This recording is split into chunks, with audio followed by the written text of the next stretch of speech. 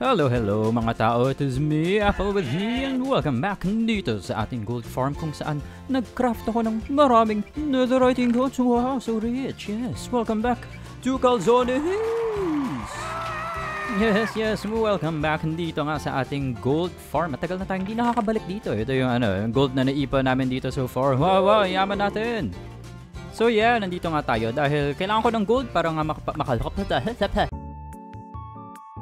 para makapag-craft ng maraming netherite ingots. Yes, dahil kung naalala nyo last episode, kumuha tayo ng maraming ancient bubbles. Yes, at ito, nag-craft na tayo ng maraming netherite ingots. So, ilang pieces of gear na lang ba? Mga 6 pieces na lang ata of gear and tools yung kailangan pa natin i-upgrade. So, marami tayong mga extra netherite pa dito. Yaman talaga natin. And ito na tayo sa ating beautiful base, yes. So, yung smithing table natin, hindi ko maalala kung nasan siya. Oh, wandering trader, nasan mga alaga mo? Kukuha na rin ako ng mga armor trims dito dahil hindi ako sigurado kung mawawala yung armor trims sa diamond armor natin pag ginawa natin silang netherite. So, let's see. Nandito yung ating smithing table somewhere dito sa taas. So, there it is, yes. Ay, wait. Kailangan nga pala natin i-duplicate muna yung ating mga armor trims. Whoops! And dito na tayo, duplicating the armor trims. Yes, magastos siya sa diamonds. Buti na lang rich tayo with my beautiful singing voice. So ito na ulit tayo sa ating smithing table para i-upgrade itong diamond gear and diamond tools natin. And dito ko rin na-discover na hindi pala mawawala yung armor trim na nasa diamond gear natin. So pag kinuha ko na tong netherite helmet na to, ayun, nasa kanya pa rin yung armor trim. Kaya i-upgrade na natin lahat. Itong si Abs, yes, our Abs upgraded na to netherite. And syempre, our chinelas. And of course, our puwet. And look at our beautiful armor. Yeah, tingnan nyo yan. Sobrang fancy na ng itsura natin. Oh, wow, mukha na talaga tayong nasa endgame with our super endgame gear. And of course, look at my shield. May mamanggo.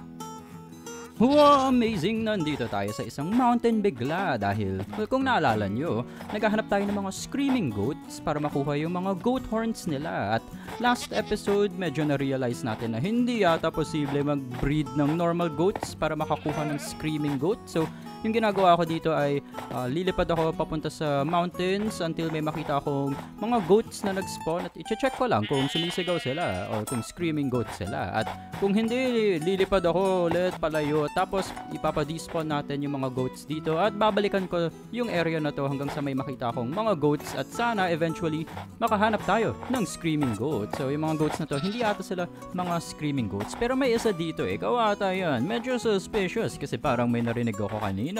Special sigaw na baka nanggagaling lang sa mga screaming goats. Okay, di talaga ako sigurado sa kambing na to dahil lilipad na sana ako. Akala ko normal goat lang siya pero parang sumigaw siya. And paano ba natin matetest? May stone akong dala dito. So kung gumawa tayo ng stone wall dito at subukan natin ipa-charge siya papunta sa atin at kung ma-drop niya yung horn niya, baka ma-check natin kung bago yung horn na yan. Yung isa sa mga horns na hindi pa natin nakukuha. One of the screaming goat special horns. Oh, yung sigaw niya, parang intense pa. Oh, it's Dream. Yeah, screaming goat to, yes. Laban na sound. Yes, yeah, very good. So yeah, nakaharap tayo ng screaming goat. So itatali natin siya agad and kailangan natin matulog. Oh, sana walang mag-spawn ng mga kalaban dito, like creeper especially. Baka mapatay yung ating kambing dito. Okay, meron din akong dalang name tag over here at anvil para malagyan natin ng pangalan yung ating kambing. So mag-iisip ako ng magandang pangalan dito. Ano kaya? So ano siya? Kambing, diba? Kambing, pero with a twist. Si Kimbing, yes, babae siya, yes, Kimbing. Oh, yes, sumisigaw siya, yes, sobrang happy siya sa kanyang pangalan, napasigaw siya. So, yeah, bigyan na natin siya ng name tag niya over here. Wait, nasa na yun? Ayun. Kimbing. Hello, Kimbing, yes. Okay, so, nandito si Kimbing ngayon, nakatali siya ngayon. At ito, may dala akong isa pang goat ngayon dahil pag mag-breed tayo ng normal goat, itong isa pang goat na dala ko, normal goat lang ata siya. Pero pag mag-breed siya with a screaming goat, oh yeah, screaming goat, yes Kimbing, very good, very good. But yeah, pag mag-breed yung normal goat with a screaming goat, may 50% chance ata na makapag-breed ng isa pang screaming goat. So magbe-breed lang tayo paulit-ulit with Kimbing until mabigyan niya tayo ng bagong screaming goat. Tapos, pag mag-breed yung dalawang screaming goats natin, yan, guaranteed o halos guaranteed na isa pang screaming goat yung lalabas. So, basta ngayon na may isang screaming goat na tayo, sobrang mas mapapadali na yung ating trabaho dito para makapagkuha ng screaming goat horns. So ito, bibigyan na natin ng pasalubong yung ating mga kambing friends. Yes, Kimbing, sana maging happy ka sa pasalubong mo. So happy na magkakaroon ng tiny kambing. Meron ba? Tiny kambing. Okay, walang tao. Oh, there it is, the tiny kambing. Hello, tiny kambing. Welcome to the world. At sana screaming goat ka din. Pero ito, dadalhin na natin ngayon yung mga kambing natin dito sa butas na ginawa ko para mas madali mag-breed ng mga goats dahil tulad ng last episode lang, hindi sila makakatalon kung saan-saan at hindi sila makakalabas. So dito, gumagawa ako ng isa pang name tag dahil nakahanap ako ng isa pang screaming goat. Isa sa mga babies, si Mangoat na lang siya. Yan, parang mango pero goat. Pero yan, isa sa mga babies dito, sobrang aggressive niya. Ito ata siya. Naisip ko, siguro screaming goat yan eh. Dahil, yun nga, sobrang aggressive niya. Pati parang meron siyang sigaw na pang screaming goat. Pero, yeah, ipapangalan natin siya dahil ipapag-breed natin siya with Kimbing para halos guaranteed na talaga yung mga screaming goats na nakukuha natin. Oh, yun na, whoopsie, iwas. Yan, a very good mangoat. Ito. Hey, yan, admire, yes. Bagong goat horn. Ano kaya tunog na to? Wow, beautiful. So beautiful. Oh, yes. Sumagot pa si mangoat. Yeah, ang ganda ng goat horn mo, no? Parang boses mo lang. And ayun, sobrang simple lang ng method natin dito ng pagpa-farm ng goat horns. Ito, nakakuha tayo ng bago. Yes, it's yarn. So yeah, dito naman sa scaffolding na to, may tiny kwarto kung nasaan yung ating collection ng mga goat horns. Dito ko nilalagay. And pag nalagay ko na yung ating mga bagong goat horn, pupunta lang ako dito sa isa pang scaffolding kung saan nandito yung ating mga friends, si Kimbing at Mangoat, para mag-breed sila nitong mga baby goats na to na dadalhin ko naman dito sa tiny kwarto natin para kunin yung goat horn. Kung hindi lang sila sobrang makulit. Yes. Pasok ka po. Excuse me. Yeah, ito lang yung medyo mahirap dito eh. Kahit nakatali na sila, ang gulo pa rin nila. Yan, oh. Okay, lalagay ko na sana yung block na to. Pero naharangan pa ng isa pang goat na pumasok din. So, yan, lalabas siya. Okay. Ayan, perfect. So, yeah, papakainin natin ng maraming wheat itong baby goat natin until maging big boy siya. Big boy. Yeah, look at that, big boy. Yes, at kukunin natin yung kanyang goat horn. Oh yes, come here. Oh, thank you for your goat horn. At ito si Call Goat Horn. Yes, so beautiful.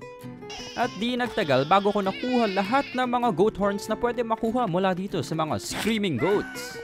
Yes, sumisigaw pa rin sila hanggang ngayon. At itong si Kimbing at Mangoat, dadalhin natin sila sa ating base dahil ito yung first screaming goats natin. Special sila. So itong mga anak nila, iwan lang natin sila dito. Okay, bye. Paalam na kayo sa mga anak nyo. Baka naman balikan ko sila sa future para pakawalan sila. Pero priority natin ngayon si Mangoat at si Kimbing. Mabalik natin sila sa base natin. At medyo mahaba-habang journey yon dahil tingnan nyo yung coordinates natin. Thousands of blocks away tayo sa base natin ngayon. And yun nga, mahaba yung journey, pero at least dumaan ako sa Nether kanina at may portal ako dito somewhere na medyo malayo pa rin ata sa mountain na to, pero nakalimutan ko na rin kung nasan yung portal na yun, so hahanapan pa natin yun. Pero ito na nga kami, naglalakad slowly dito pababa sa mountains dahil ayaw natin ma-fall damage. Pero ito, buti na lang yung mga kambing natin, mas matalino sila kaysa sa akin, at humawak na rin ako ng wheat dito para sumunod sila sa akin, para mas madali sila para mas sumunod sila sa akin. And well, habang naglalakad tayo, minsan may mga bagong friends tayo nahanap dahil gusto rin nila yung wheat natin. Excuse me, sheep, mga kambing lang invited dito sa party natin. At pag medyo dumidilim na, syempre ilalabas natin yung ating baon na kama dito para matulog tayo agad. Ayaw natin i-risk mag-spawn mga mobs at madamage yung ating mga kambing. Pero eventually na-realize ko na hindi ko talaga alam kung nasaan na yung portal ko. So gumawa muna ako ng fence dito para dito natin iiwan yung ating mga friends. At lilipad muna ako saglit para hanapin yung portal na yun. Ohoy! Ay, nako, nagtatampo na sila, sumisigaw na sila. Masyado na daw matagal itong biyahe namin pabalik dun sa Nether Portal. Pero syempre, bago pa tayo lumipad para hanapin yung portal, i-note na rin natin yung coordinates na mga kambing natin. Baka naman sila yung mawala. Pero tingnan nyo, ang bagal mag-load ng mga chunks. Well, look at that, ang bagal mag-load. Pero nung nag-load in na yung mga chunks, oh wow, ang ganda ng landscape, ang ganda ng mountains. Wow, so beautiful. Parang si Apple with You lang. Pero yeah, ito hinahanap na natin yung ating Nether Portal. Nilagyan ko siya ng landmark parang sobrang mataas na pillar. Ito siya, yes, ito. Sa ilalim ng mataas na pillar na to, ito yung ano natin. Location ng Nether Portal. So ito na yung lakad namin. Pabalik dun sa pillar. Wala naman na tayong issues dito. Yan nga, buti na lang. Sobrang cooperative, sobrang bait ng ating mga kambing. Ayun na yung pillar. Oh yes, hello friends. Yes, lakad pa tayo. At ito na rin yung pillar. Yes, yes. So dito rin magsisimula yung next challenge natin. Dahil yung Nether Portal nasa ano siya, deep underground. Wait, nawalan siya ng tali. Excuse me, Mango, ito nung ginawa mo sa tali mo. Pero yan, yung ano natin, Nether Portal, nasa baba pa siya ng napakahabang staircase na to. So hindi naman issue yung ipapasunod natin tong mga kambing natin pababa ng stairs. Yung issue ay kung tingnan nyo dyan sa harap, meron actually deep dark and malaking open area yung part na yan. So iiwan muna natin yung mga kambing natin dito para takpan natin yung mga open areas dito sa ating staircase dahil posible na maglakad yung mga kambing natin dun sa may deep dark area at medyo sketchy yan. At kita nyo pa nga dito, ang daming mga mobs. Nako, hindi to healthy para sa ating mga kambing. Alas kayo dito, excuse me. At nung natapos ko na yung pag-build ng little covered area dito sa ating hagdanan, kinuha ko na yung ating mga kambing friends at sana maayos yung ginawa kong doon. Parang bubong para sa ating stairs. At tingnan natin kung kung magiging safe yung ating mga kambing. Ito yung pinaka-sketchy na part ata sa buong journey na to dahil yun nga, nasa may deep dark tayo. Pero well, nalagyan naman natin ng takip yung stairs natin dito. Except yung part na yan, buti na lang walang mga skeleton or something doon. Pero yeah, mukhang safe tayo. Ito na yung part na may skull ko. Sketchy, but mukhang okay pa tayo. And kung nagtataka kayo, ay, deep dark, mga skulk, baka may ancient city. Oh well, meron nga dahil yung Nether Portal natin, nasa ibabaw siya ng ancient city. Ayun. Para kasi mahanap itong mga mountains na to, nag-search ako sa chunk base ng location ng mga ancient cities. Dahil, di ba, mga ancient cities, doon nga sila sa ilalim ng mga mountains nag-generate at yung mga goats nagsispawn sila sa mountains. So yeah, may bago tayong ancient city at ito, nakahanap na tayo ng mga goats natin, mga screaming goats. So oras na para ipasok sila dito sa portal. O yan, isa pumasok agad. Itong isa hindi pumasok pero yep, okay. At dito sa nether tunnels natin, safe naman na tayo dahil naka-light up naman yung mga areas na to. Hindi walang posibleng umatake sa atin dito. At eventually, umabot kami dito safely back sa nether portal pabalik sa aming base. Yes, let's go friends. Nawala ng tali na naman. Nasa na yan? Okay, sayang tong tali na to. Okay, we're almost there. Tama na yung sigaw-sigaw dyan. Ito, sunod lang kayo dito. Ito na yung portal natin. Excuse me, lapit ka na sa portal. Ayaw nyo pa pumasok. Ito, tulak natin siya. Oy, sigaw-sigaw ka pa. Kimbing talaga. Ito, pasok ka na. Huwag ka nang pasaway. Ayan, okay. And ito na tayo back sa base at naghahanap lang ako ng pwesto para sa ating mga kambing at naisip ko maganda ata dito sa tabi ng barn na ginagawa ni Apple with You. So tatabi natin sila sa ating mga sniffers para maingayan yung mga sniffers natin sa mga sigaw nitong mga kambing natin at papadamihin pa natin yung mga kambing natin dito para mas lalong maingay dito sa ating base. At ito yung collection natin ng mga goat horns mula sa lahat ng mga goats na finorm natin para sa horns nila. Yung mga normal goats, pati mga screaming goats. So ito ang apat na to. Mula sa mga screaming goats yan. Oh wow, ang ganda talaga ng tunog. Parang mga kumakanta na anghel. Pero yeah, itatago na natin yung ating mga goat horns dito. Ito, apat na screaming goat horns at yung apat na iba pang goat horns dyan ay yung mula sa mga normal goats. At yeah, kompleto na yung isang objective natin para sa ating realm na collect natin lahat ng goat horns.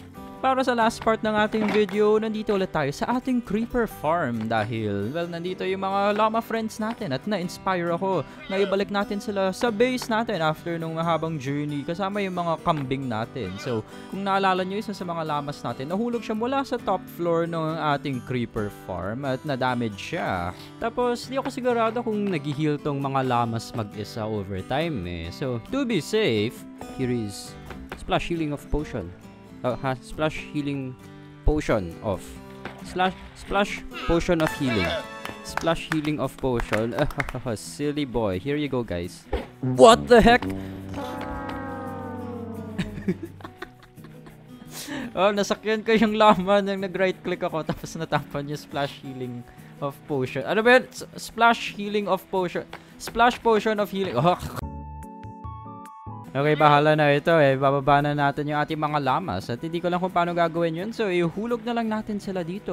One by one. Ikaw, magbaba ka na rin dyan. Yes. And nakatali naman sila. So, nakadangle sila. Oh, look at them, bouncy boys. Yes.